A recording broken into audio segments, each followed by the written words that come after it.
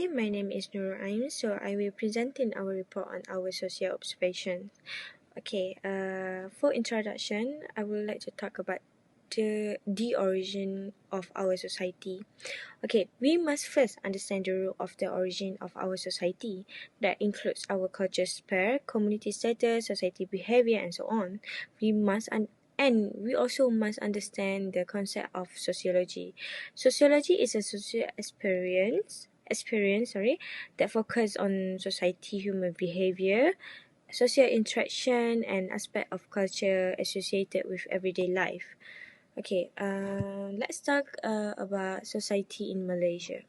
As you know, in Malaysia, we blessed with a very diverse community, which can be seen by everyone at every corner of the country. So, we have learned to live with people from different culture, religions, and races. For example, like India, Chinese, and Melayu, Iban, and so on lah.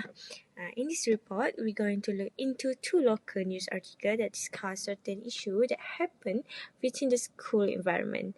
We are going to analyze those reports based on the perspective of sociology and express our view. Also opinion and any solution that we might have for those issues.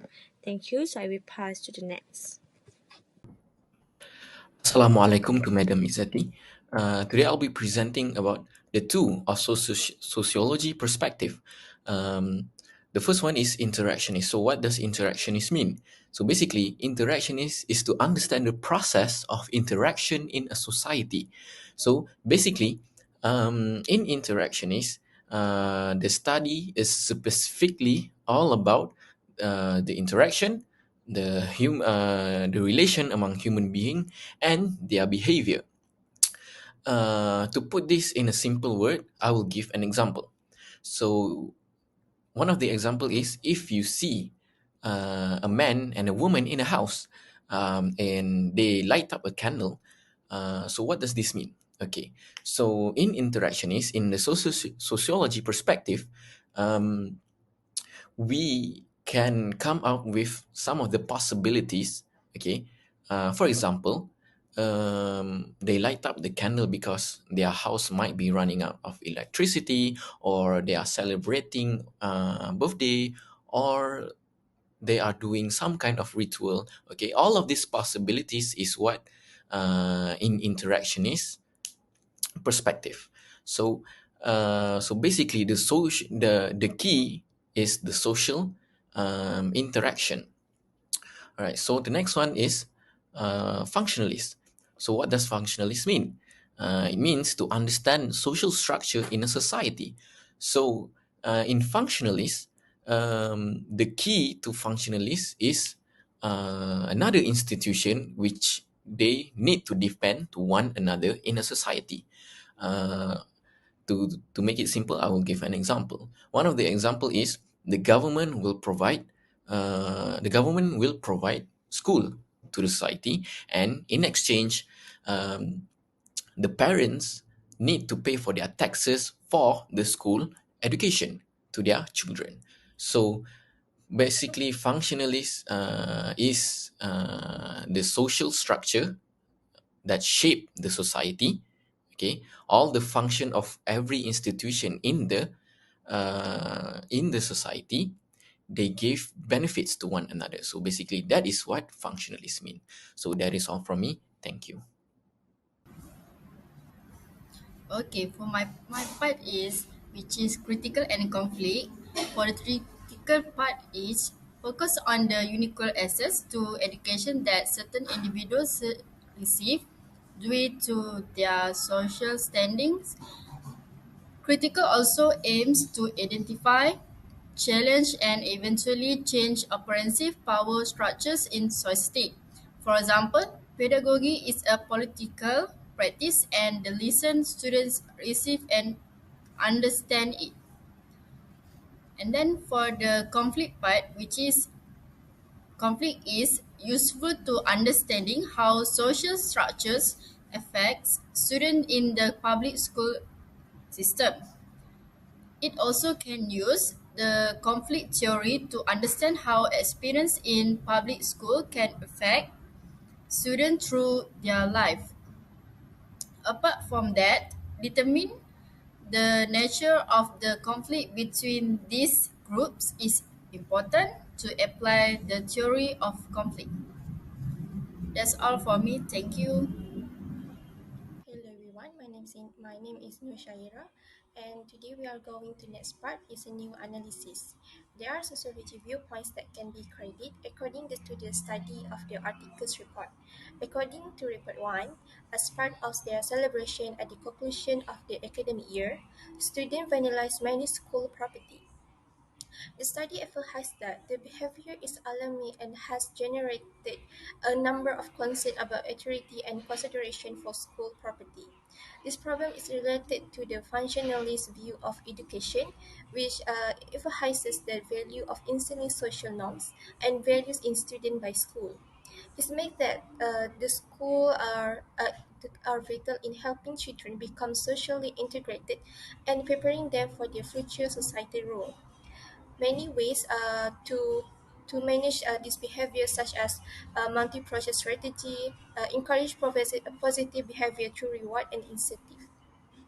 It also highlights that the necessities of cooperation between educators, parents, and administrators to address this issue effectively and create a safe and conducive learning environment for all students. Secondly, is conflict perspective. According to this conflict perspective, students' destruction of school property as part of their often activities may be influenced by social injustice and power conflict inside the educational system. These viewpoints draw the attention to the fundamental conflict and inequalities that exist throughout the educational system. We can better understand this behavior if we look at the education system through the conflict theory lens. It is crucial to remember that additional circumstances could potentially have an impact on how children behave. For instance, peer pressure and the desire to exert dominance with their social group can also play a role in destructive behaviors. Another perspective is the interactionalist perspective, which focuses on how individuals interpret and give meaning to their actions and the action of others. In the case of students destroying the school facilities as a way to celebrate uh, the end of school term, similarly, internationalism will analyze the situation by examining the meanings and interpretations assigned to this behavior by the student involved, as well as how these actions are influenced by their interactions with each others and the broader social context. Even though this behavior could interpret as joyful celebration emotions, the school community may suffer as a result and could lead to property damage, interruptions in learning environment, and even potential injury to employees and students. I will pass this to the next presenter. Good evening, Madam Izati. Today I'm going to present about the analysis of the news article 2. So for the first perspective, I'm going to talk about the functionalist. So my first point is standardized dress code, which may exclude attire from other cultures, help maintain a sense of order. So restricting the wearing of the often other cultures' traditional attire can be seen as an attempt to pressure a common identity and values within the short community. So for the functionalist, for my second point, limiting cultural attire school can minimize potential conflicts of tensions that could arise from cultural differences. So it will be because the discipline in the school environment, it can create a level paying field for all students. So for the emphasizes the importance of school is imparting knowledge and skills, whilst they may argue about the standardized dress code, which excluded attire from other cultures, minimize distractions, and help students focus on their studies. So for the conflict perspective, represents of the dominance and the school culture and values over those of the students from diverse background, potentially marginalizing certain groups. So highlight how much dress code policies may disappropriately affect affects students from marginalized or minority backgrounds. So, restricting the wearing of traditional attire can be seen as a form of symbolic violence. So, it sends a message like students from privileged background may be less affected by such restrictions, while those from disadvantages and background face additional obstacle to expressing their cultural identity. So for my third perspective, interactionalist focus on how clothing choices are means of expressing one's cultural identity. So they would explore how students use attire to convey their unique background and affiliations within the school environment. So examining the role of authority figures such as teachers and school administrators in enforcing dress code policies. So this issue emphasizes how dress code policies influences individual and group identity, social norms, and everyday interactions within the school settings. So that's it from me, Miss. Thank you. Good morning to Madam Izzati and my fellow friends. I am DELIP anak lelaki Hari Singh, and I'm going to present on the first article, which is Malaysian students destroy school facilities to celebrate end of school terms. This is about a group of high school students in Malaysia recently drew widespread attention and condemnation for their destructive action aimed at celebrating the end of school term. The incident, which was documented in a viral video, showcases the students causing significant damage to various school facilities and equipment. The video was shared on social media platforms including Instagram Stories, TikTok, WhatsApp, and others, further amplifying the issues. The incident took place at a government high school in Simpang Empat, Penang, reportedly involving Form 5 students. This report has drawn the attention of Malaysian Education Minister Falina Sidek, where she addressed the incident, emphasizing the ministry accompanying stance against acts of vandalism and violence by the students. The school has identified the students involved and initiated an investigation into the matter. The first step taken by the school authorities was to summon the students and their parents for an official inquiry. Minister Fadlina emphasized that such acts of vandalism and violence have no place within the education system. In order to preserve the students' identity and school involved, she called upon the public to refrain from sharing the video requested for an immediate removal.